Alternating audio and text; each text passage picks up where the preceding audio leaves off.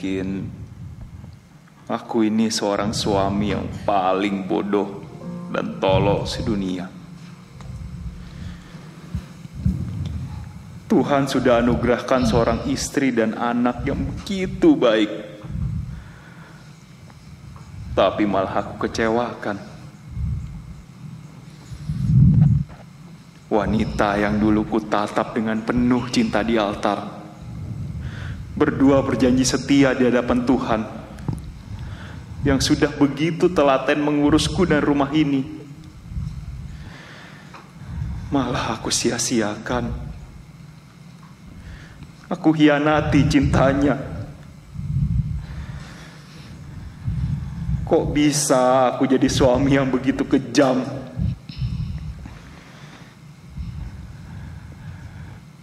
Istri dan anakku tersakiti akibat perbuatanku.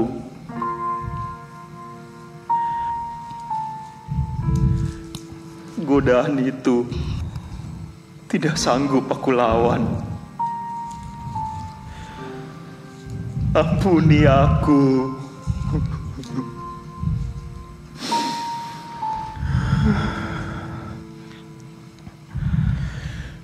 Tapi aku bersyukur pada Tuhan untuk seorang istri yang sungguh luar biasa. Dia sanggup mengampuniku dengan tulus. Anakku juga. Dalam kondisi tubuhku yang sudah seperti ini, istri dan anakku tetap mendampingi dan menguatkanku. Sungguh aku malu.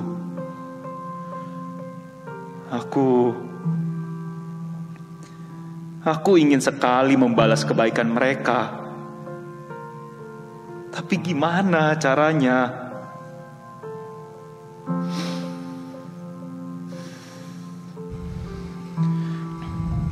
Tapi aku mau tetap berusaha semaksimal mungkin untuk membahagiakan mereka. Tolong aku ya Tuhan Yesus. Tolong aku.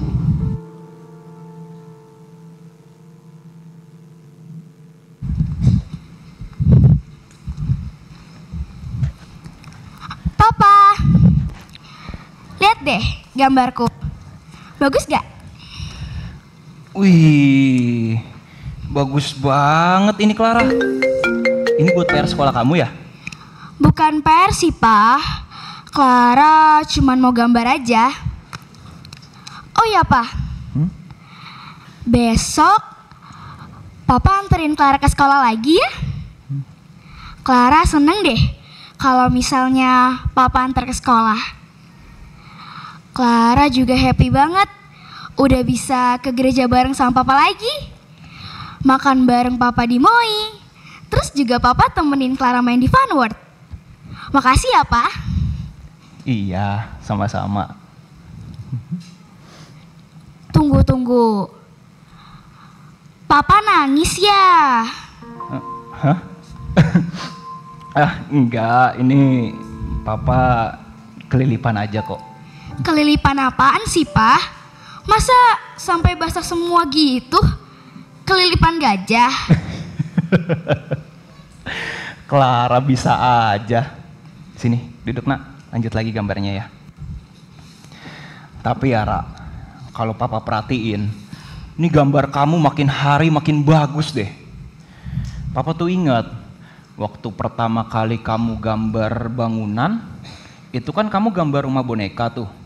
Nah, maksudnya itu biar Papa bikinin rumah boneka sesuai gambar kamu kan?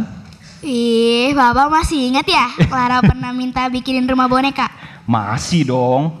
Kan waktu anak-anak lain mintanya dibeliin, kamu malah minta Papa yang bikinin. Tapi bener deh Ra, kamu tuh ya dari kecil bakat gambarnya udah kelihatan. Kalau kamu sudah besar nanti, Papa yakin pasti kamu jadi arsitek. Tapi Pak,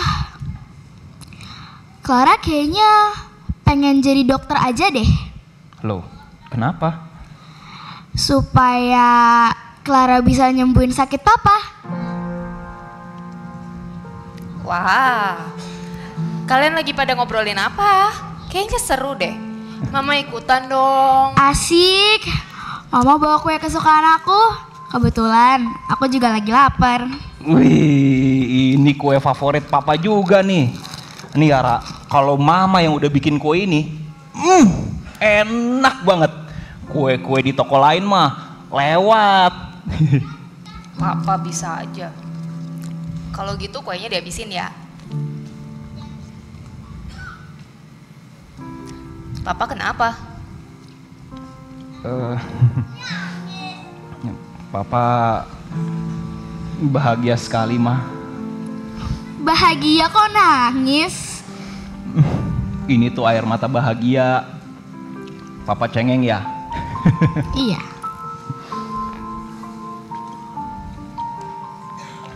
Papa tuh bersyukur banget.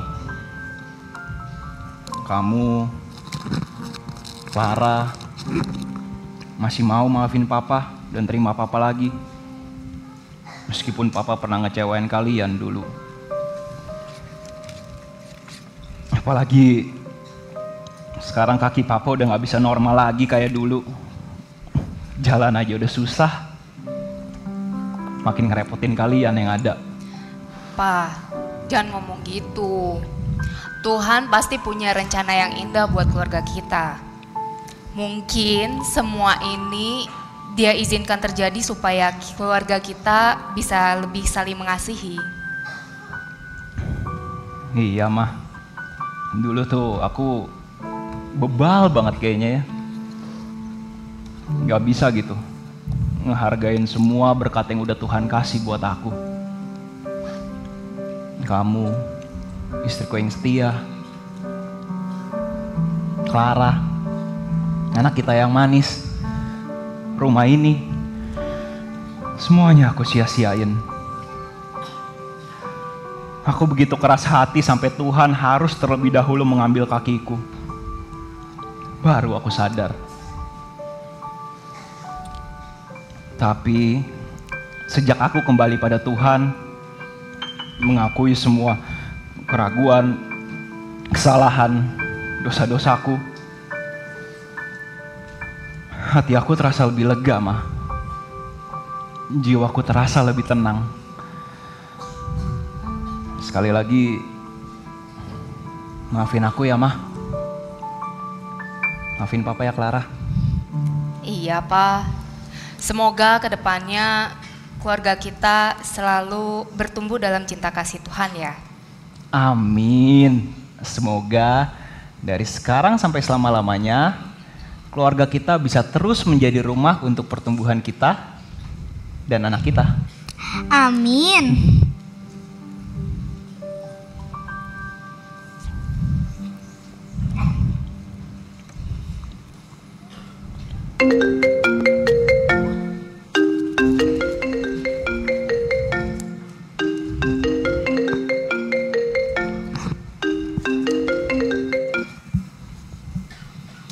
Halo Rick, ada apa?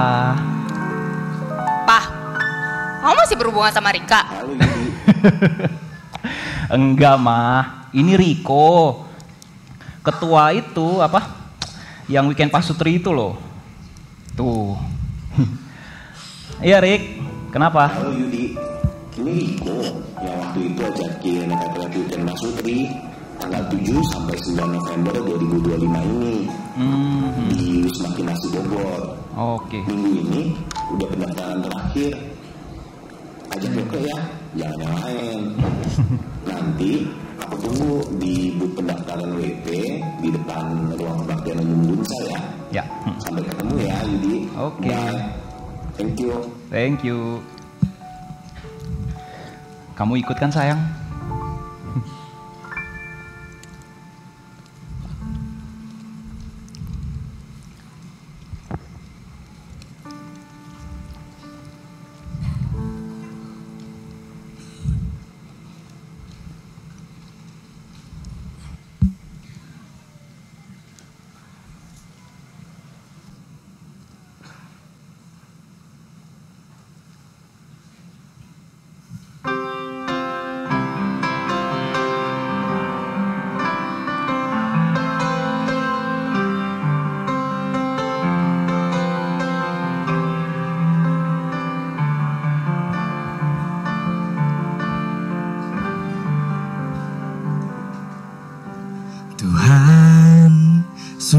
ku bersyukur Kau menyertai hidupku selama ini. Bapa, ku berterima kasih untuk kasih setiamu yang tak pernah berakhir. Aku ada hari ini karena Tuhan baik dan teramat baik bagiku. Semua yang ku alami bersamamu ku lewati. Indahnya kasih Tuhan seperti pelangi sehabis hujan.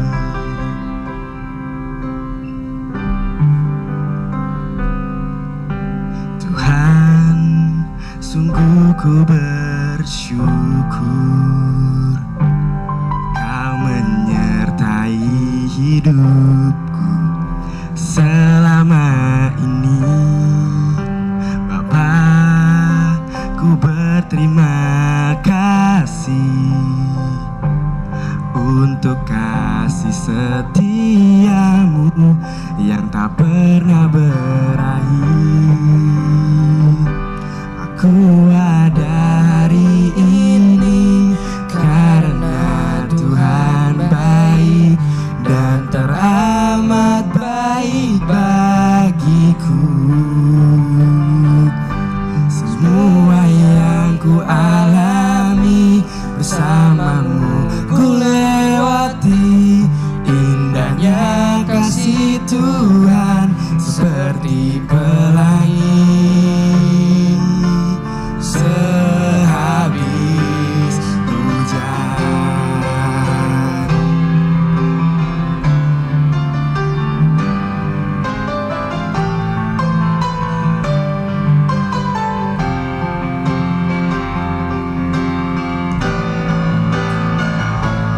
Aku ada hari ini karena Tuhan baik dan teramat baik bagiku. Semua yang ku alami bersamamu ku lewati. Indahnya kasih Tuhan seperti pelangi sehabis hujan.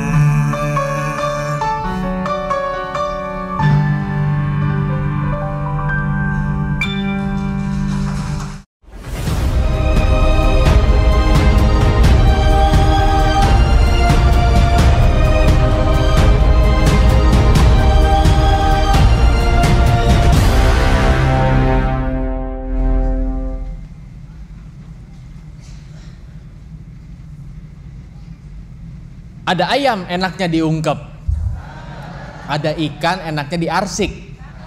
Selamat pagi saudara-saudara yang cakep, selamat pagi saudari-saudari yang cantik. Tepuk tangan dong untuk kita semua. Dan juga tadi drama yang luar biasa memperlihatkan kenyataan kehidupan berkeluarga ya. Meskipun tadi rasanya kok suaranya Pak Riko kayak suaranya Pak Beni ya, yang dari Kelker Keluarga. Ya, gambaran keluarga tadi, keluarganya Pak Yudi, Bu Yoke, Clara itu menggambarkan family goals, di mana semuanya penuh dengan kasih ketika semuanya saling mengampuni. Inilah yang menjadi tema kita pada pagi hari ini. Boleh minta tolong slide-nya tim multimedia, terima kasih. Yaitu rumah kami, rumah rohani kami, tempat kami berpulih dalam pengampunan. Bapak Ibu Saudara dan adik-adik, ketika kita bicara tentang rumah, saya ada tebak-tebakan nih, mungkin mirip kayak tadi pagi tapi beda. Misalkan nih Bapak Ibu Saudara, ini ada orang pengen maling.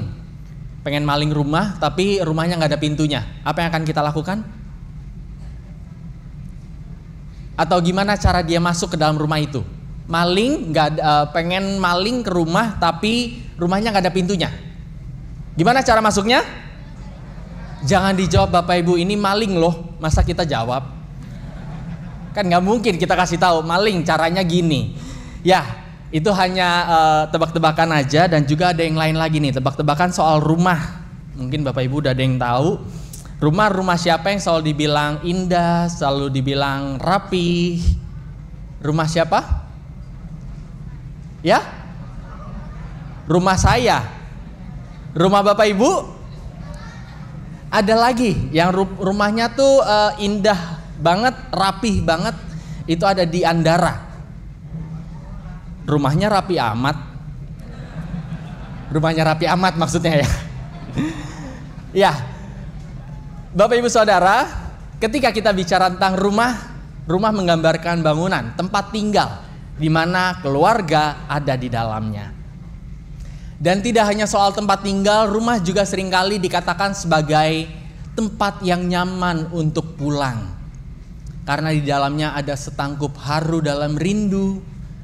Di dalamnya juga ada orang yang menyapa dengan bersahabat, penuh selaksa makna. Kayak lagu ini ya, Yogyakarta. Pulang ke kotamu ada setangkup haru dalam rindu, masih seperti dulu, tiap sudut menyapaku, bersahabat penuh selaksa makna. Ini kelihatan ya usianya ya. Ya, ini gambaran rumah, di dalamnya penuh dengan kehangatan, penuh dengan makna, setiap orang menyapa dengan bersahabat. Ada rindu, pengen pulang. Itu gambaran ideal dari keluarga sebagai rumah. Tapi seringkali memang keluarga dikatakan sebagai rumah untuk pulang, tempat untuk pulang.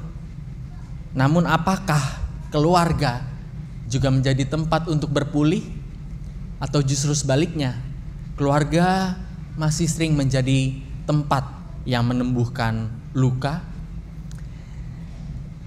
Saudara-saudari, ketika kita lihat di dalam bacaan kita, ternyata keluarga bisa saling menyakiti, bisa saling memberikan luka ketika setiap orang di dalamnya saling menjatuhkan. Inilah gambaran dari apa yang dikatakan oleh orang Farisi di bacaan kita ketika ia berdoa dan berkata kepada Tuhan, "Ya Allah, aku mengucap syukur kepadamu karena aku tidak sama seperti orang pezina dan bahkan tidak sama seperti pemungut cukai ini."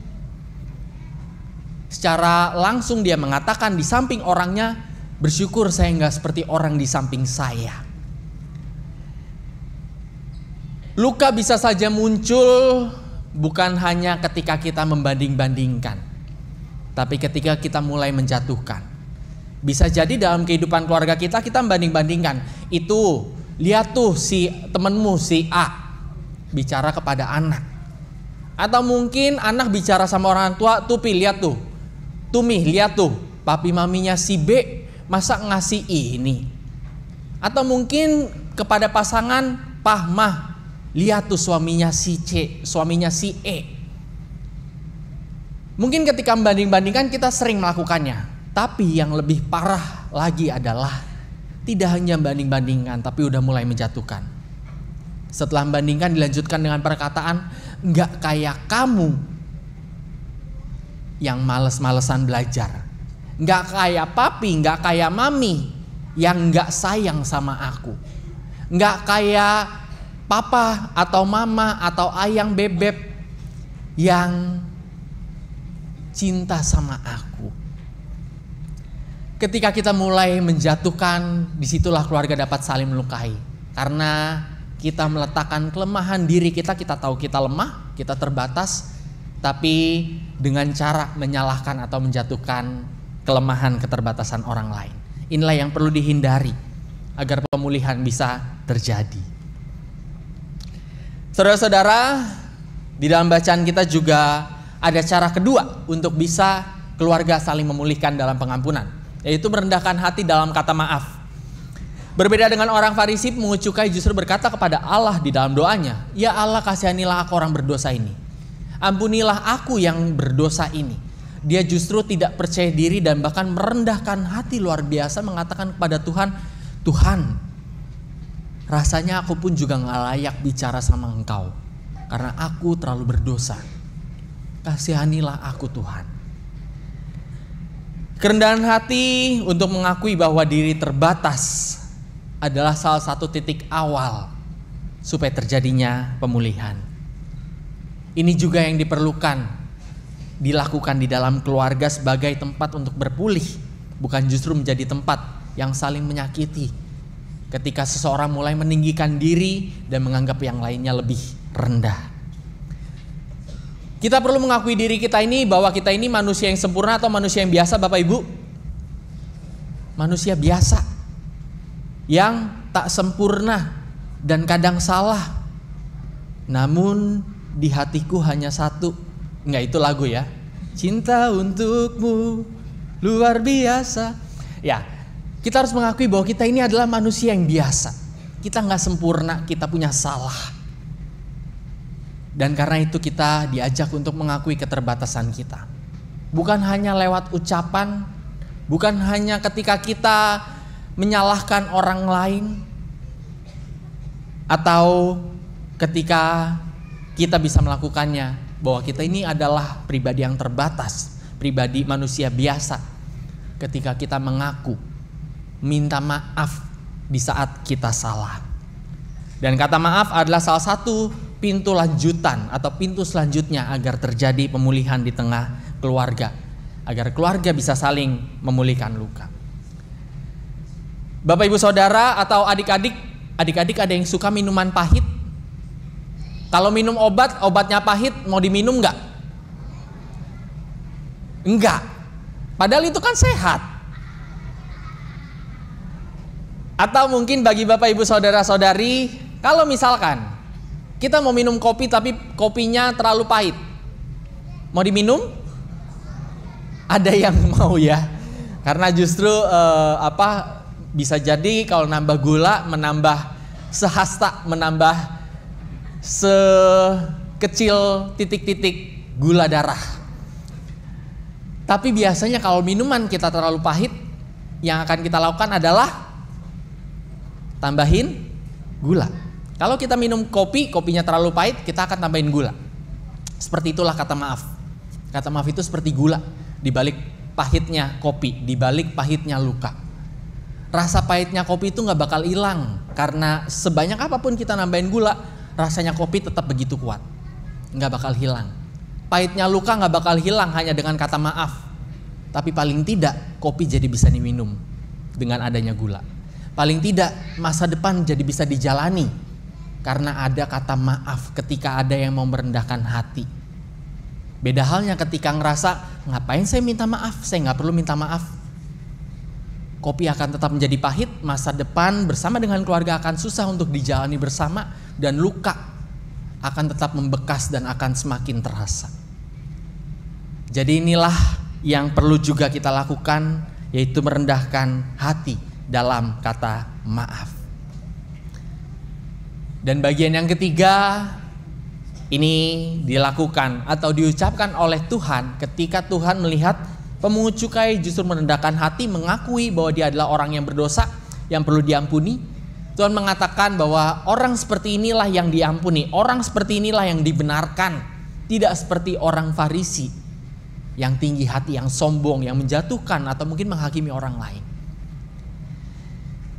Begitu juga dalam kehidupan berkeluarga, rasanya ketika kita memilih untuk tidak mengampuni karena kita tahu orang lain itu lemah, orang lain itu banyak salahnya, pasangan kita punya banyak salah, orang tua kita terlalu banyak melukai, anak kita terlalu susah untuk dibilangin. Ketika kita susah untuk mengampuni karena menaruh kelemahan orang lain menjadi yang lebih utama, kadang-kadang kita lupa bahwa kita ini juga manusia yang terbatas. Manusia yang juga punya kelemahan, yang juga bisa salah, yang kadang juga bikin masalah, yang sebenarnya juga layak untuk dihakimi, layak juga untuk disalahkan. untuk dikatakan saya juga pernah melakukan salah. Saya rasanya tidak layak untuk menyalahkan papa, mama. Saya rasanya nggak layak menyalahkan kamu, anak. Saya rasanya nggak layak untuk menyalahkan saudara-saudaraku karena saya juga tahu saya pernah ngelakuin salah. Bukan kamu doang. Lewat pandangan yang disesuaikan, lewat pengampunan yang juga mudah diberikan, disitulah menyata keintiman. Dan keluarga menjadi tempat yang saling memulihkan. Bapak Ibu Saudara dan adik-adik setuju bahwa orang terdekat adalah orang yang paling bisa melukai kita? Setuju? Ada di sini yang baru disakiti oleh orang yang kita kasihi? Semoga tidak.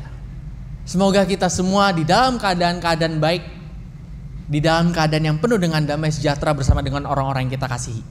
Tapi di satu sisi kita juga tahu bisa jadi kita punya luka yang sangat dalam di dalam diri kita yang disebabkan oleh orang terdekat kita. Orang terdekat adalah orang yang paling bisa melukai kita, kita setuju.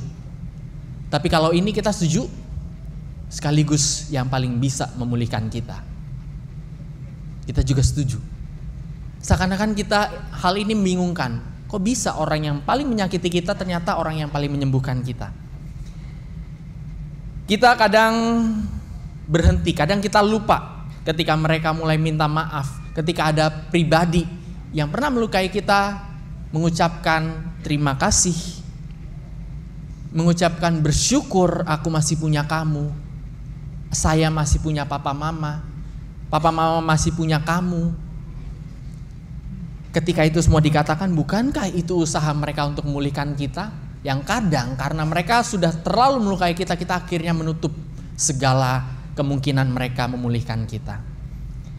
Hingga luka-luka yang paling dalam sebenarnya bisa terobati ketika kita mau membuka diri. Bapak Ibu Saudara, ungkapan maaf ini adalah soal cinta dan ketulusan. Mungkin anggota keluarga pernah menyakiti kita dengan luar biasa sampai kita dengan usia kita saat ini masih ingat rasa sakitnya itu seperti apa. Tapi ketika mereka masih melihara kita, ketika mereka masih menasihati, menegur kita kalau kita salah, ketika mereka masih ada di samping kita melewati segala pergumulan dan duka, ketika mereka masih menganggap kita keluarga yang mereka cinta, bukankah itu kata maaf yang begitu tulus meskipun tidak diucapkan oleh kata-kata? Atau bahkan ketika kita masih sering mengulangi kesalahan yang sama tapi mereka masih ada di sekeliling kita, mereka masih ada di samping kita, mendampingi, menyertai. Bukankah itu adalah pengampunan yang meneduhkan, yang dibungkus dengan ketulusan dalam menerima kekurangan dan kelemahan kita? Memang maaf tak selalu soal kata, memang maaf juga bisa nyata dalam tindakan. Tapi biarlah ketulusan yang menjadi dasarnya. Ketika semuanya dimulai dari hati, mau diucapkan lewat mulut, mau ditunjukkan lewat tindakan, orang akan melihat. Pribadi yang kita kasihi juga akan tahu bahwa mereka diampuni. Mereka atau relasi dipulihkan. Inilah yang menjadi bagian penting. Dengan kita senantiasa menerapkannya, kita sedang berusaha menjadikan rumah kita sebagai rumah rohani kita, di mana pengampunan dari Tuhan menguatkan dan memampukan. Kita mungkin kadang-kadang berpikir, kalau bicara mengampuni rasanya nanti dulu. Tapi kalau minta maaf mungkin ya susah juga. Dua-duanya ini susah, minta maaf dan mengampuni dua-duanya susah. Tapi kalau kita ingat, setiap minggu kita melakukan yang namanya pengakuan dosa. Dan setiap minggu juga kita melakukan yang namanya tindakan dosa. Tapi ada pribadi yang masih mau menerima kita, masih ada pribadi yang mau memberkati kita, masih ada pribadi yang memelihara kita, masih ada pribadi yang mengasihi kita dengan ketulusan tanpa mengharap imbalan, tanpa syarat. Dan itulah cara Tuhan menunjukkan ketulusan di balik cara Ia memberikan pengampunan. Dan karena itu Bapak Ibu Saudara, saya mau ngajak kita untuk semakin menghayati pengampunan Tuhan agar kita bisa semakin dimampukan menunjukkan pengampunan. Kita menyanyikan satu lagu ini, Bapak Ibu Saudara, betapa besar kasih. Ini ref dari lagu Sejauh Timur dari Barat, agar kita bisa semakin menyadari pengampunan dari Tuhan itu luar biasa. Dan rasanya kalau misalkan kita tidak mudah mengampuni, apa yang menjadi bagian dari doa Bapa kami sulit realisasi. Di dalam doa Bapa kami kita katakan, ampunilah kami seperti kesalahan kami, seperti kami juga mengampuni orang yang bersalah kepada kami. Biarlah kita bisa semakin maknai lewat lagu satu ini. Boleh tolong soundnya multimedia? Betapa besar kasih pengampunanmu Tuhan, tak kau pandang hina hati yang hancur. Kami berterima kasih Tuhan, ku berterima kasih kepadamu ya Tuhan, pengampunan yang kau beri pulihkanku. Pengampunan memulihkan Bapak Ibu Saudara. Inilah yang menjadi penting untuk nyata di dalam keluarga. Dalam keluarga luka mungkin ada. Dalam keluarga kesempurnaan mungkin tiada. Tak perlu saling meragukan atau saling menjatuhkan, tapi saling memberi pengampunan dan saling memberi dukungan. Mereka pernah berbuat salah, saya pun juga pernah membuat masalah. Karena itu penting ego diri menjadi kalah agar semakin nyata keluarga Allah. Maka biarlah pemulihan tetap diupayakan dalam pengampunan yang selalu kita berikan.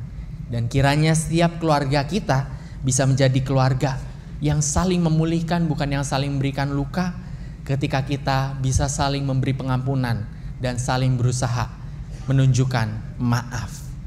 Tuhan menguatkan kita, Tuhan mampukan kita, dan Tuhan berkati kita semua. Amin.